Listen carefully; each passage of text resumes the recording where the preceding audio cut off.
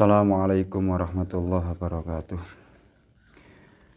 Bismillahirrahmanirrahim. Ila hadratil Mustafa Rasulullah sallallahu alaihi wasallam wa ala alihi wa iswaji wa durati wa alibatil kiram wa hayyam wa isin muslimin wa hadrat wa isan bi abi hasan wa hadrat wal musanna wa kitab syai'u lillahi lana wa lahumul fatihah.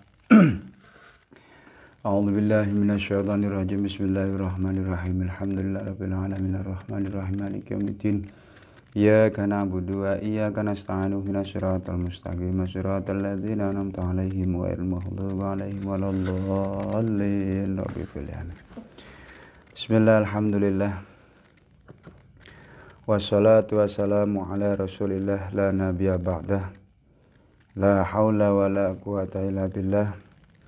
Faqala rabbi shrah li sadri wa yassir li amri wahlul 'uqdatam min lisani yafqahu qawli, amma ba'd.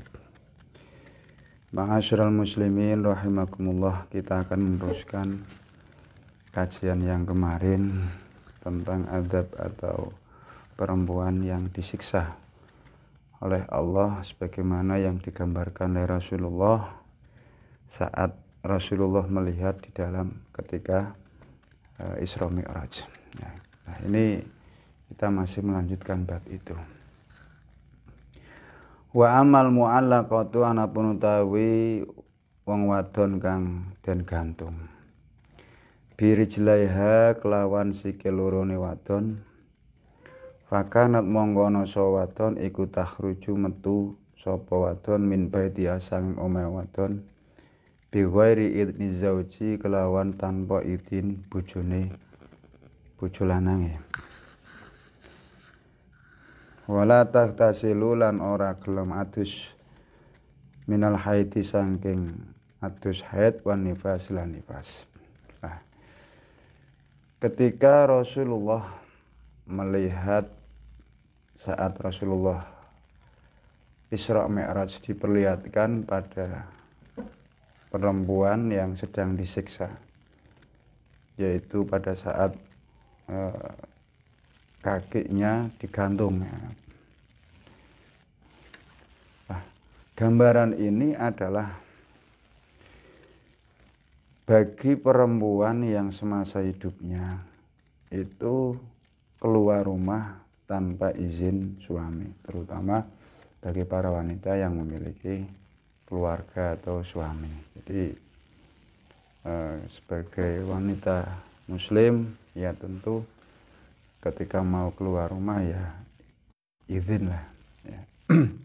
Lagian apa beratnya izin, apalagi zaman sekarang itu kan, meskipun suami tidak di rumah bisa WA atau SMS atau telepon lah.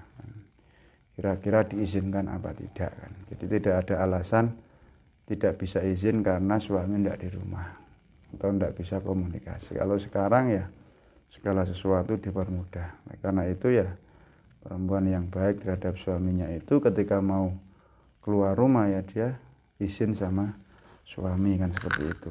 Nah, gambaran orang yang digantung lagi adalah ketika karena perempuan tadi semasa haid, sehabis haid itu tidak mandi. Dalam arti mandi karena haid. Nah, mandi biasa sih itu mandi alamiah, artinya mandi untuk kebersihan saja, untuk kesegaran, kebugaran dan sebagainya. Ya, dengan maksud di sini adalah mandi haid. Karena mandi itu juga terbagi menjadi dua. Ada kalanya mandi yang sifatnya ibadah dan ada mandi yang tidak memiliki sifat ibadah. Mandi yang memiliki sifat ibadah adalah mandi yang dikaitkan dengan kewajiban-kewajiban dan keutamaan-keutamaan di dalam agama. Misalkan karena kita mau sholat sementara kita perempuan misalkan sehabis haid, kemudian dia mandi karena memang agama menuturkan seperti itu. Kemudian dia mandi. Nah, mandi yang seperti itulah yang kemudian mandi tersebut memiliki kandungan ibadah, memiliki nilai ibadah. Contoh lain adalah ketika mandi karena mau mengikuti sholat Jumat baik kaum laki-laki misalkan. Nah, kalau memang diniati mandi karena mau mengikuti sholat Jumat, maka mandi itu dihitung ibadah. Ya. Atau ketika mau sholat Idul Fitri, nah, mandi itu disebut dengan ibadah. Tapi kalau tidak dikaitkan atau bukan karena perintah atau keutamaan agama, maka mandi itu tidak dikategorikan sebagai mandi yang memiliki nilai ibadah. Nah, misalkan ya sebagaimana mandi kita sehari-hari yang tidak diniati untuk ibadah, karena memang mungkin hanya membersihkan badan biar tidak gatal dan tidak bau dan sebagainya, hanya itu ya. Kalau hanya itu ya yang dapat cuma sebatas itu, artinya tidak memiliki nilai ibadah. Oleh karena itu ya alangkah lebih baik walaupun mandinya itu tidak karena punya kewajiban untuk mandi, tapi diusahakan diniati dalam rangka untuk bisa ibadah dengan baik. Misalkan wah iki meh sore mari aku tak adus sik men go salate ayem, mesti orang menyaman. Nah, jadi karena ada kegiatan sholat itu, maka itu mengandung nilai ibadah. Nah, perempuan-perempuan yang tidak mau mandi ketika habis haid itulah nanti akan digantung dan termasuk di dalamnya nifas karena tidak mau mandi nifas. Itu gambaran saat Rasulullah melakukan Isra Mi'raj, diperlihatkan seperti itu. Wa amalati anapun ta wong wadon tak kulu kang mangan sapa wadon jazadaha ing jazate dhewe wadon, jazate wadon. Fakanat mongko ana sapa wadon ana iku tatazayyanu paes-paes lirijali krana wong lanang liya. Wa tahta bulan ngrasani Allah ana saing manungsa. Lah adapun kaum perempuan yang diperlihatkan kepada Rasulullah pada saat Isra Mi'raj, ada segolongan atau sekelompok kaum perempuan yang memakan dagingnya sendiri. Siapa itu? Yaitu mereka yang berhias bukan berhias untuk orang lain. Nah, zaman sekarang itu kan banyak. Ketika berhadapan dengan suami di rumah biasa-biasa saja, bahkan hanya dasteran dan sebagainya. Nah, tapi ketika mau melakukan aktivitas di luar, pol-polan. Dan pol-polan mana mek kondangan mergo wong kok nang kono wong akeh. Masuk pola nang akeh. Lah ini menjadi perhatian ya. Kalau memang di luar ya cantik, berdandan cantik, ya di rumah pun harus berdandan cantik. Nah, kalaupun memang keluar rumah kemudian berdandan cantik, diniatilah aku meh dandan men ayu men ojo ngisi-ngisini bojoku. Nah, itu nek seperti itu ndak apa-apa, baik ya. Karena suami bukan karena orang lain. Wah, aku tak dandan men si Parmin kae tertarik karo aku. Lah beda nek ngono. Wong nang kono ana si Parmin tak dandan. Lah itu beda. Lah yang seperti itulah yang mungkin dalam kategori perempuan yang kelak akan memakan jasadnya diri sendiri. Di samping itu adalah karena si perempuan tadi hobi ngrasani menungso, artinya suka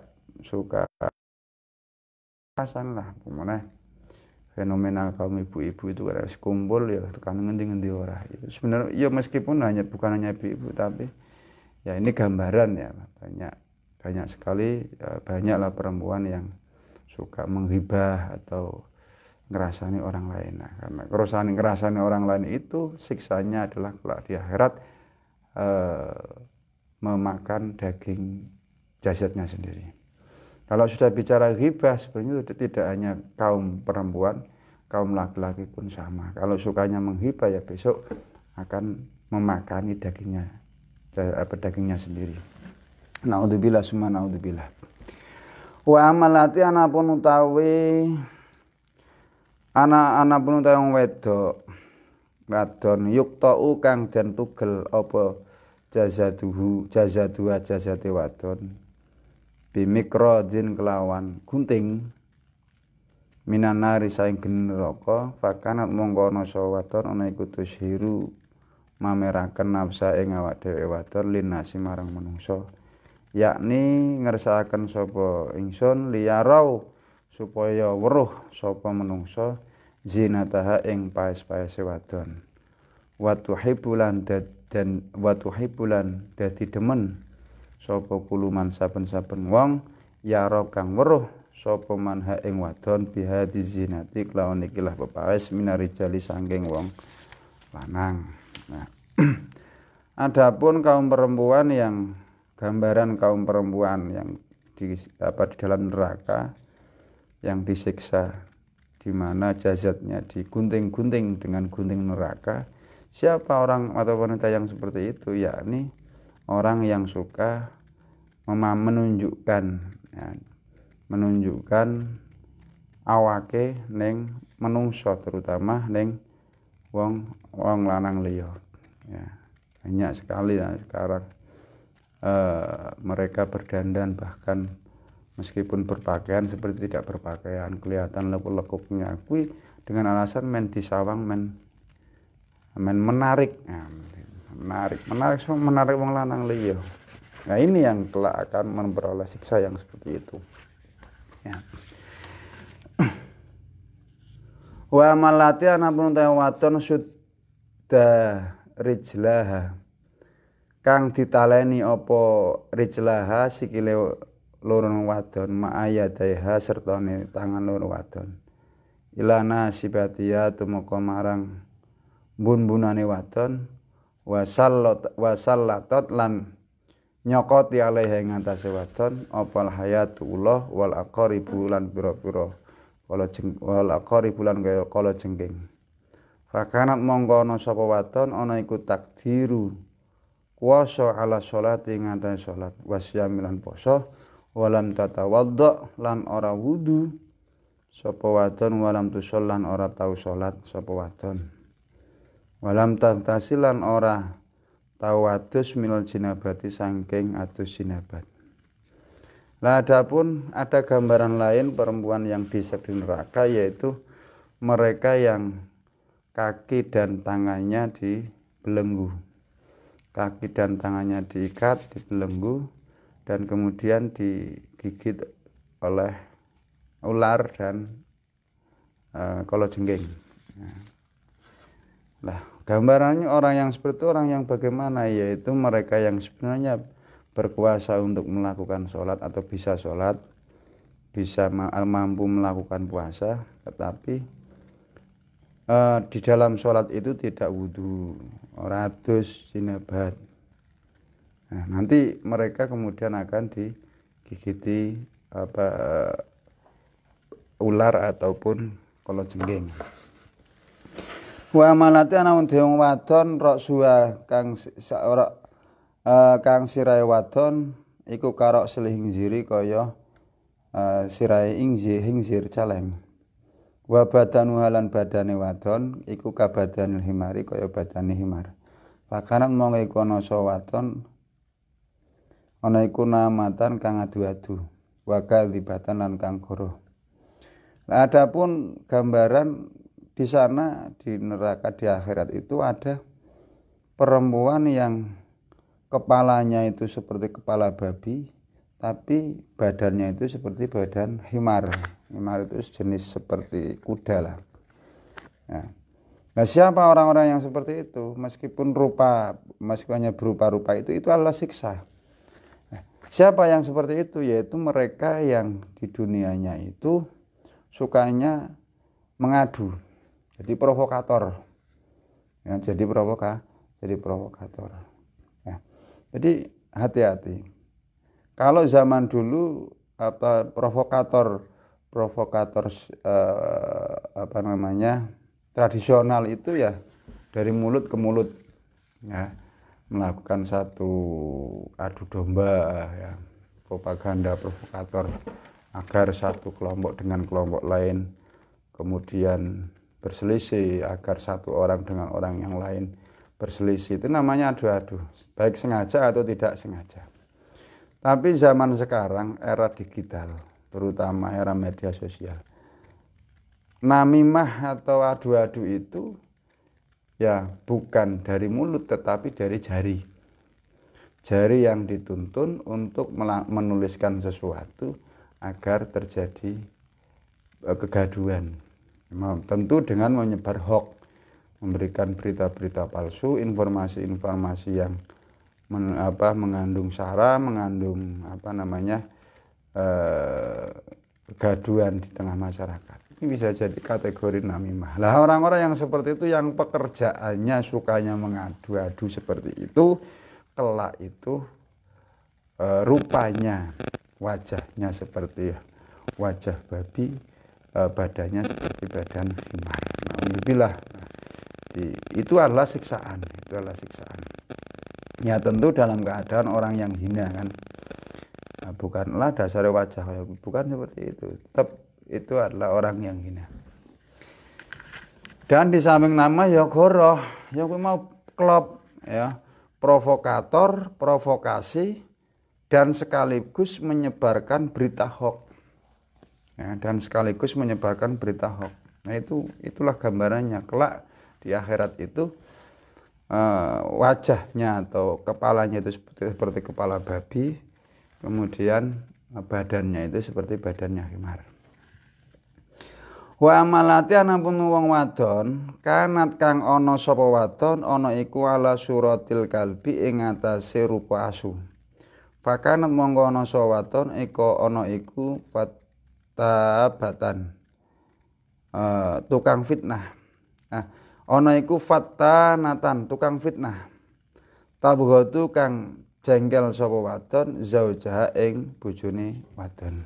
Nah, yang berikutnya dalam hadis ini disebutkan bahwa adapun perempuan yang gambarannya seperti anjing adalah mereka yang sukanya memfitnah, terutama memfitnah suaminya dalam keadaan jengkel.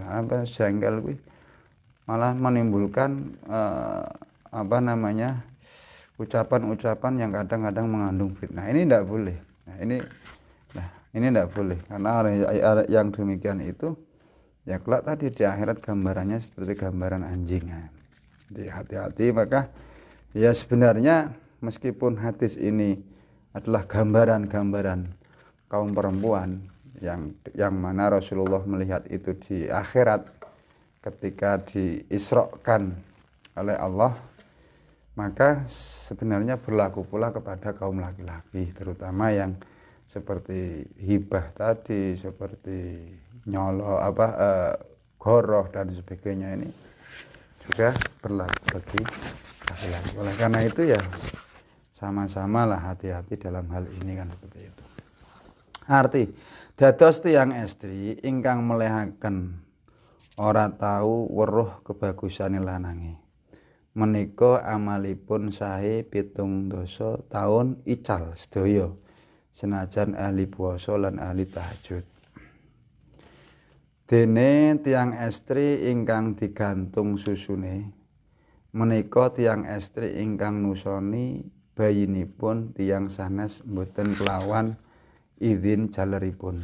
Dene tiang estri ingkang digantung sikile menika tiang estri ingkang medal saking griya mboten kelawan izin tiang jalere. Lan tiang estri mboten purun adus haid lan nifas. Niki ya sih. Iki niate adus haid. Barangkali perempuan ada yang belum tahu tentang niat adus haid. Di sini dijelaskan oleh Kiai Musoneb atau pengarang kitab ini. Nawaitul husla li raf'il hadasil haid fardhu lillahi ta'ala. Niat ingsun adus krana ngilangaken hadas haid fardhu krana Allah taala. Lamun adus nifas ya diganti nifas. Dene fardune adus iku loro. Siji niat bareng karo ngesokaken banyu maring awake. Nomor loro meratani kabeh badane lan rambute nganggo banyu. Jadi fardune adus kuwi ana loro. Pertama niat pada saat ngejurke banyu marang awak, ya. Nomor loro meratani badan, artinya semua badan itu biar kena air ya, dikosoki lah, termasuk yang selimpat-selimpat itu ya, yang lipatan-lipatan atau yang selimpat-selimpat itu harus dibersihkan pula seperti itu. Nah, karena itu ya hadus haid itu ya yang biar betul-betul semua terbasuh kan seperti itu. Dene tiyang estri ingkang mangani badane piyambak inggih menika tiyang estri ingkang pahes krana lanang liya, mboten krana bojone dhewe, lan tiyang estri tukang ngrasani. Dene tiyang estri ingkang digunting badane menika tiyang estri ingkang pamer penganggone supaya wong lanang liya dados remen dhateng piyambake. Dene tiyang estri ingkang dipun bekukung tali lapis lan dipun cokoti ula lan kala jengging utawa klabang menika tiyang estri ingkang boten nate wudu lan boten nate salat lan boten nate siam lan boten nate adus jinabat. Punika niatipun adus jinabat. Ya kuwi nawaitu raf al hadasil akbari fardhu lillahi taala.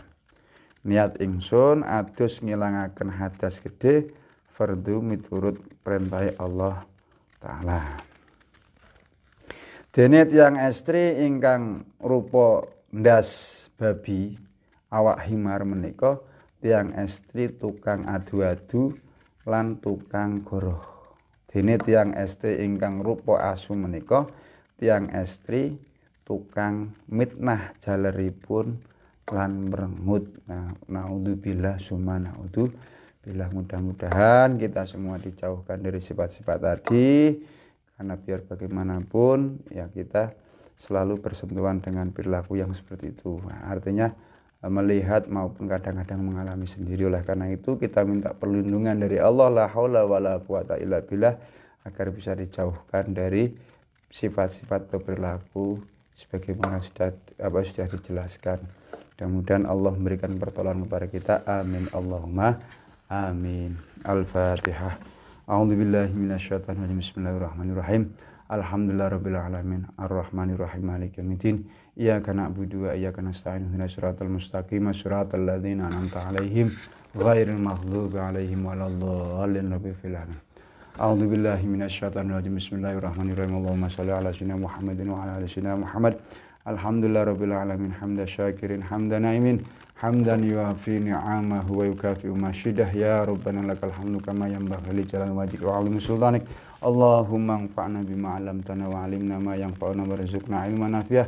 Rabbana dhalamna anfusana wa illam taghfir lana wa tarhamna lanakunanna minal khasirin. Rabbana atina fid dunya hasanah wa fil akhirati hasanah wa qina adzabannar. Wa sallallahu ala sayyidina Muhammadin wa ala alihi wa sahbihi barik wa salim. Subhana rabbika rabbil izzati amma yasifun wa salamun alal mursalin walhamdulillahi rabbil alamin. Taqabbalallahu minkum wal 'afu minkum wallahul muwaffiq ila aqwamit thoriq. Wassalamualaikum warahmatullahi wabarakatuh.